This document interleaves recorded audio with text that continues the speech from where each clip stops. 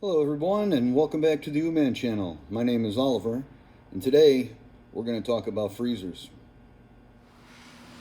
My 3-week quest for a deep freezer has finally come to an end. I found a nice little outfit that sells scratch and dents out of their garage. You know, their normal business is a little appliance store up in Milwaukee, and they sell the scratch and dents out of their garage, and I found this nice Frigidaire Elite deep freezer, 23.5 cubic feet, I believe. You got a real good price on it.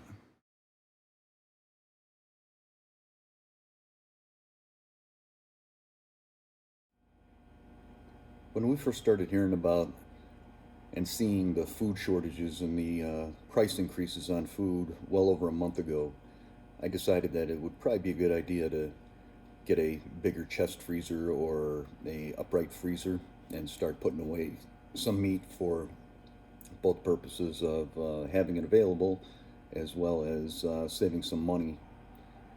We've seen in this area here the price of ground beef go up about 50% in the last couple weeks. Used to be in the you could get it on sale for about $3 a pound, high $2, low $3 a pound on sale for the 80/20 ground beef. And when I checked the store ads yesterday, it looks like that number has gone up to about $4.50 to $5.50 a pound. And there's also limits on how much you can buy and the availability at the various stores. So about a month ago, I started seriously looking to find another unit. At that time, all the local big box stores and appliance stores had already sold out of all of their freezers.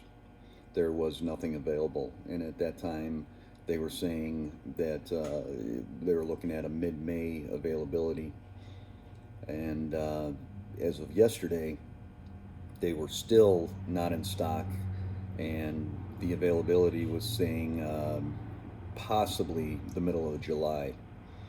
So I was not about to, go put down money on something that might get here in 6 weeks, or no, more than that. We're looking at it's May 1st right now, so we're talking about all of May, June, and half of July. So we're talking 10 weeks for possibly getting one.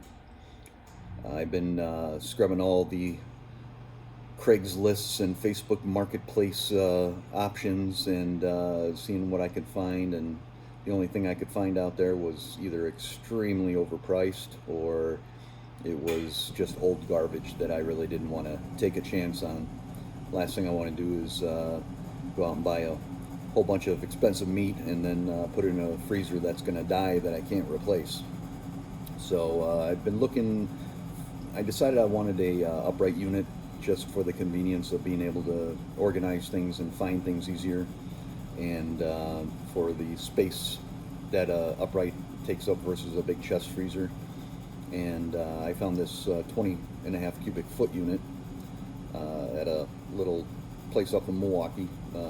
Couple owns it, and they sell scratch and dents out of their garage. So this thing was brand new. It's a Frigidaire, top-end Frigidaire unit, and I couldn't say no to that. And it was about half the price of what it would have cost new. The unit does have the ability to work as either a refrigerator or a freezer, and as a freezer only, it does have the ability to go down to negative 15 degrees Fahrenheit. Get into a little bit more of some of the optimal freezer settings and stuff in a moment here, but got it all installed. Everything went well. The thing works beautifully, and I'm just waiting for it to cool down so I could start transferring the stuff out of my small old chest freezer into there, and then gotta go see a man about a cow. Since I never really stored large quantities of meats and things in a freezer like this, we always have something on hand at home, and we probably have a good month's supply in the freezer at home.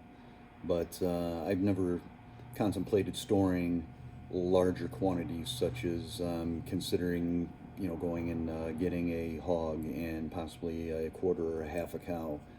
One of the questions that I had in my head was, what are the proper temperatures to store this stuff at? And you hear a lot of people have their ideas of what that should be, but I did a bunch of research on this, and the consensus on some of these sites that specialize in this are that ideal temperature for storing meat and frozen products for long term is 0 degrees Celsius or 0 degree Fahrenheit, which is minus 18 degrees Celsius. One thing I would highly recommend anybody with a deep freezer gets is a thermometer that is designed to work in a freezer. You can pick up these little units here. Oop. You can pick these up at Walmart or appliance stores, or any place that sells kitchen supplies and cookware. This will tell you what the internal temperature of your freezer is, and also gives you little references as to what the safe zones are and the recommended temperatures for refrigeration and freezing. This way, you're not only relying on the settings on the freezer itself. This one has a built-in thermometer, but if that were to be out of calibration or were to fail, you would have no idea of knowing if you're storing your food properly, and you'd risk spoiling your entire freezer full of food. So, like I said, you can pick these up anywhere. They're probably around $10 or something like that. And to throw that in there as a redundancy to make sure that everything is in order is a very inexpensive safety net. The proper procedure for freezing things is that you want to bring the temperature down to room temperature at least, or possibly put it in the refrigerator before you freeze it. By cooling the food down, what you're doing is it will form smaller ice crystals and help you maintain that original texture much better than if you were to just take something that you finished cooking and throw it in the freezer, or if you have a bunch of meat and you just processed it and throw it straight in the freezer. Best to let it chill first before freezing it, and that will give you the best results. Also, when you're freezing things, if you're going to put a large quantity of stuff into your freezer at once, looks like they recommend setting your freezer to about -15, -10 to -15 Fahrenheit the night before or the day before, and letting that cool down, putting all the new food into that freezer at that temperature, and letting it sit there for at least another day or so, and then turn your freezer back to 0 degrees. By having that temperature set lower, it will help the food freeze faster. This particular unit that I got has a fast freeze function, which will turn the freezer down to -15 for 72 hours. So if you put that fast freeze cycle on the day before you plan on putting a bunch of stuff into there, it'll bring the temperature down, and then flash freeze that, or no, maybe not flash freeze, may not be the right word, but it'll quick freeze the stuff that you put in there. Another thing people were asking on a lot of the forums I was reading was, well, why wouldn't you just keep the freezer set at -10? And apparently there's really no benefit to that, and the only thing it does is ends up costing you a lot more in energy to keep everything in that freezer at -10. Another thing that you want to do to optimize your energy consumption is to keep that freezer as full as possible. If you do not have all meats and vegetables and such that you want to fill that thing up with, they recommend that you put ice, or you could freeze, you put your bags of beans or rice in there just to take up that space, so that you're not trying to keep all that wide open space and air cool. It's not a very efficient way of keeping that space cold. So if you can fill it with bottles of water, but don't overfill the water or they'll burst. If you put water in containers or something that can expand and contract as it freezes, or some of these other bulk items in there, you'll dramatically reduce your energy consumption and the cost to keep that thing running. Another advantage to keeping your freezer as full as possible is that in the event of a power outage, you have a lot more thermal mass in that freezer. Thermal mass will, that food that creates that thermal mass will stay cold a lot longer than the air in the freezer will. So, in the event of a power outage, that freezer will stay cold for a lot longer time and, preserve that food that's in there. Another feature that I saw on a lot of these freezers is that the cheaper units don't have a rating for how long that freezer will stay cold in the event of a power outage. The thing I liked about this one was that it had a 48-hour rating.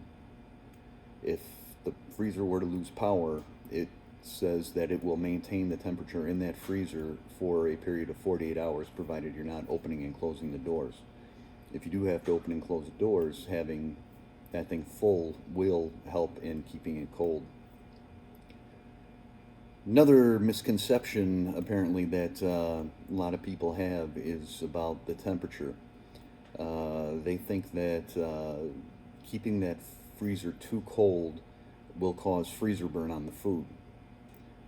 Freezer burn is actually a process where if the food is not packaged properly, that moisture will get sucked out of that food into the freezer. That's what causes the discoloration and the strange flavoring that you get when something gets freezer burned. Ideally, if you can vacuum seal the meat and then wrap it in butcher paper before putting it into the freezer, that will give you the best long-term storage.